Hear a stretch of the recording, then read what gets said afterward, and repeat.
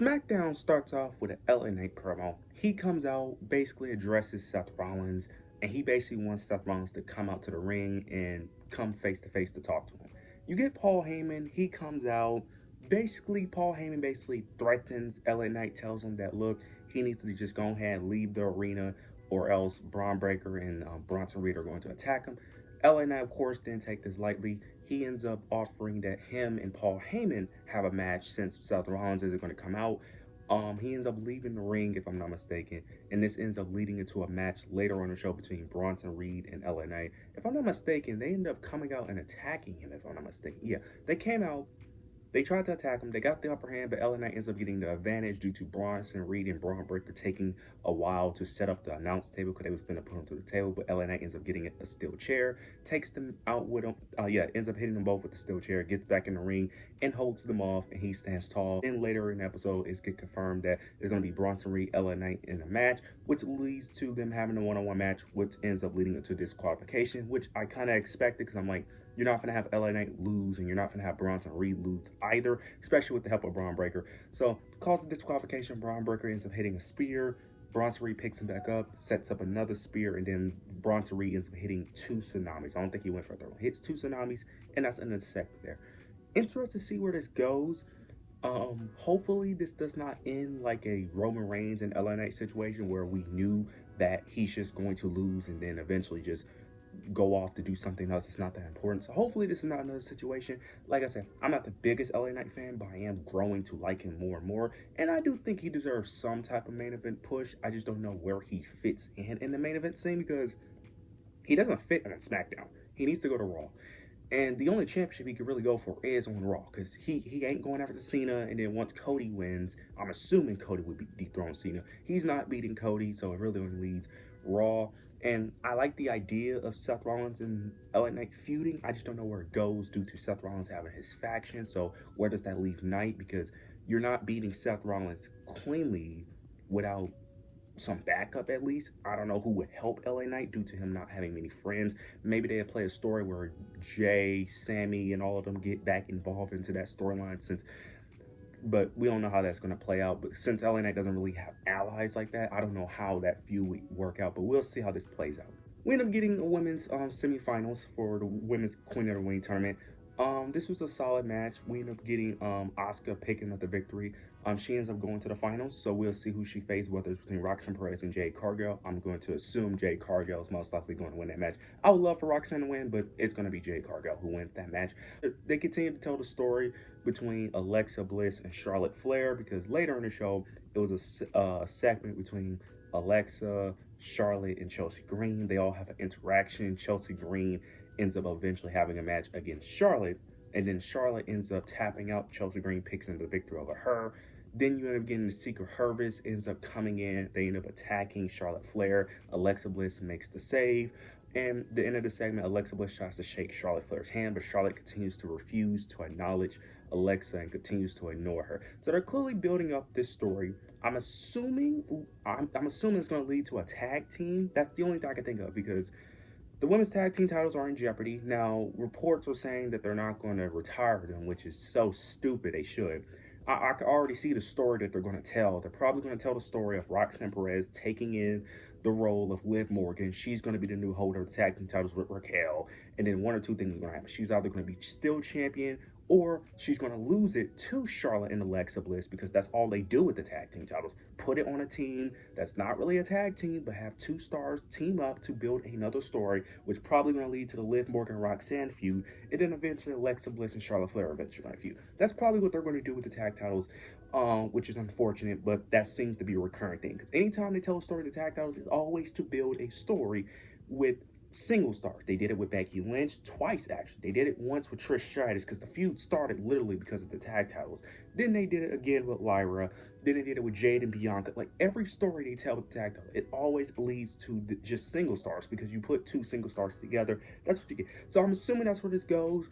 I think it could be interesting. I just don't really think we need the tag titles for this, but I could definitely see this is the route that they're going, but we'll see how this plays out. We end up getting a segment between Cody Rhodes, Jey Uso, Randy Orton, Sami Zayn.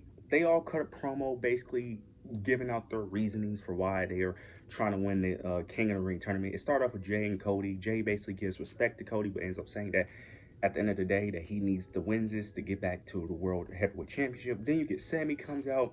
He basically ends up doing the same thing Jay does. He gives his reasoning, gives, respect to Cody and Jay, and says that it's time for him to finish his story to becoming the world champion for the first time. Then Randy comes out. He basically says he's chasing 15. Then this transition to Sammy versus Randy, which was a really good match. They did a good job of giving you hope Sammy was going to win. I knew damn well Sammy was not going to win. I was not going to get my hopes up. Randy Orton picks up the victory as I expected, because I'm like, if you're going to, it's very easy just to tease Cody versus Randy right there. To tease a little bit. They could easily tell the story of Cody and Randy first time fighting. You could potentially tease a heel turn between one of them. It's a very easy story to tell. It's one of the biggest matches that they still have left, that they haven't done yet, that fans been wanting. So I'm like, I know that they was going to do this option anyway. So it was a really good match. Randy Orton picks up the victory. He's in the finals. I'm assuming that he's going to face Cody, who will beat Jey Uso, and they're going to do Cody versus Randy at Night of Champions, and then Cody is going to win. It only makes sense. It doesn't make sense for Randy to win for him to face John Cena at SummerSlam. That just don't make no sense. Might as well just go with the most obvious option. So we'll see how this plays out, but overall, it was a good segment, and it was a really good match. We end up getting Nia Jax. She cuts a promo that gets interrupted by Tiffany Stratton. Tiffany Stratton basically comes out and basically ends up saying that she's better than Nia, that Nia needs to get over it and just admit that she's not better than her. And then she ends up making it official that they're going to have a last woman standing match. Then Nia Jax attacks Tiffany Stratton. Then you get Naomi about to cash in, but Nia Jax continued to stop her, and then that's the end of the segment there.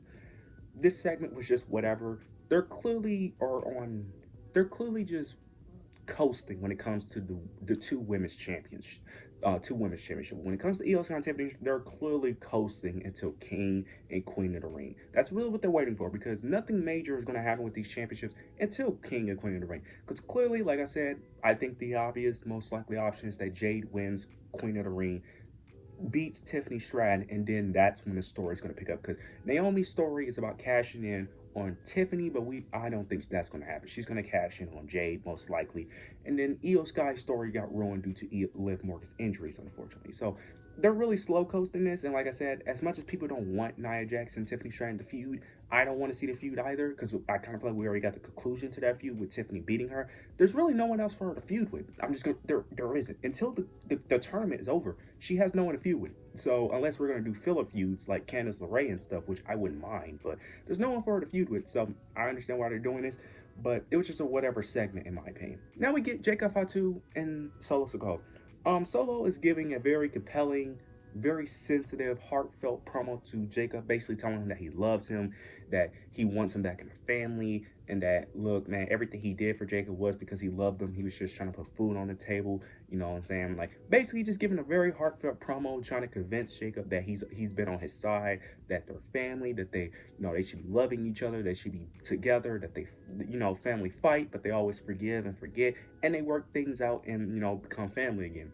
Jacob basically is not buying it, and he ends up alluding to Solo that the reason why they're having friction is due to him becoming the U.S. champion. And he ends up saying that if the U.S. championship is the reason why, we're not on the same page and that we're not seeing eye to eye, then you need to take it from me. Solo tries to attack Jacob Fatu, but he fails. JC Mateo ends up coming out, attacks Jacob Fatu. They get the upper hand. Then you get Jimmy Uso comes out, which was very shocking because I did not expect him. I understand why, because they have been doing this thing between Solo and Jimmy, so it makes sense. But it was more shocking that he was willing to help Jacob, but they are family technically, so it makes sense. Jimmy comes out, tries to help for the save, but he ends up getting taken down by Solo and JC. Then Jacob Fatu ends up recovering because they was too distracted on Jimmy. He takes JC and Solo out, and that's the end of the segment better. But it is confirmed that at Night of Champions, Jacob and Solo will face off for the U.S. Championship at Night of Champions, which I actually do like. I like the story. I like what they're doing here. The promo between the two was really good. Jacob was really good on the microphone saying that Solo. This was really good. Now, I've been saying this for a bit. I know most people ain't going to agree with me. Solo needs to beat Jacob, because if Jacob just wins, then this story is over, and it's kind of lackluster. I'm just going to be honest with you, because I felt like like I said, I would have done the story a little differently. I would have done more of a Batista-like turn when it came to Jacob, instead of pushing Jacob so so quickly, but I understand why they pushed him quickly as they did, because he was genuinely over with the crowd. So it makes sense to push him as quickly as they did. But if you want to actually make this feud worthwhile, you need just Jacob to lose. You could just have him win it back quickly, though. You don't need to have Solo running around with it for like months. You could easily have him lose here and then have him win it back at SummerSlam. But that's what I would do personally to make it more interesting. You could easily just have him cheat, because we all know that Jacob is the more dominant force anyway. Just have Solo cheat to win. Give Jacob that more sympathetic babyface rub, which makes fans cheer for him even more, and make Solo the heel that people want to do. And then have Jacob chase for the title, and then he demolishes Solo in whatever match they have or something. That's what I would do. I don't know if they would go that route due to how over Jacob is, but we'll see how this plays out. Now we get the main event. We get Ron Killings or R-Truth versus John Cena.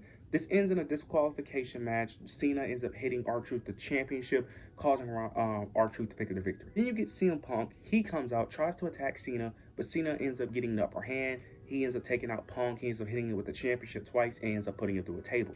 Then John Cena decides to hit CM Punk with a pipe bomb. He ends up revising CM Punk pipe bomb, and this was great. This was amazing, and the way they did it was perfect. They did the John Cena and R-Truth match, which is funny because when CM Punk cut the pipe bomb, John Cena lost to R-Truth in a tables match, if I'm not mistaken. He got put through a table. John Cena lost to R-Truth. Now, it wasn't a tables match, but he lost to R-Truth technically. And then he put CM Punk through a pipe bomb, recreating the same image of CM Punk cutting the pipe bomb on John Cena that day, which I thought was great.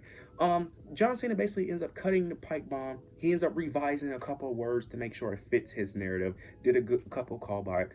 This was great. This was a great promo. He ends up breaking the fourth wall. He starts naming other wrestlers from other companies. He ends up naming Claudio from AEW. He ends up naming Nick Nemeth, Matt Cardona.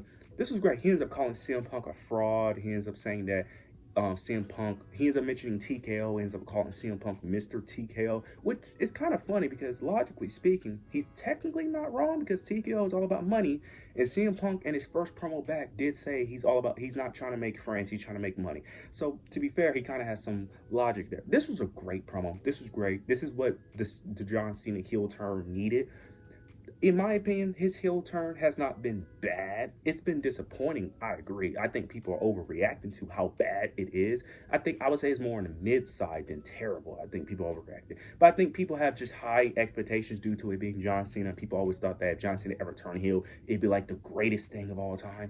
I think it's been more on the okay to mid side than bad, but this was great. This was a great segment. Really can't wait to see what they do for next week. I don't even know if John Cena is going to be on next week's shows due to his limited scheduling and all that. But this was great. This was a great way to close on SmackDown. Overall, this was a solid show. But you guys let me know your thoughts and opinions down below. Make sure to like, comment, subscribe. But yeah, that's it.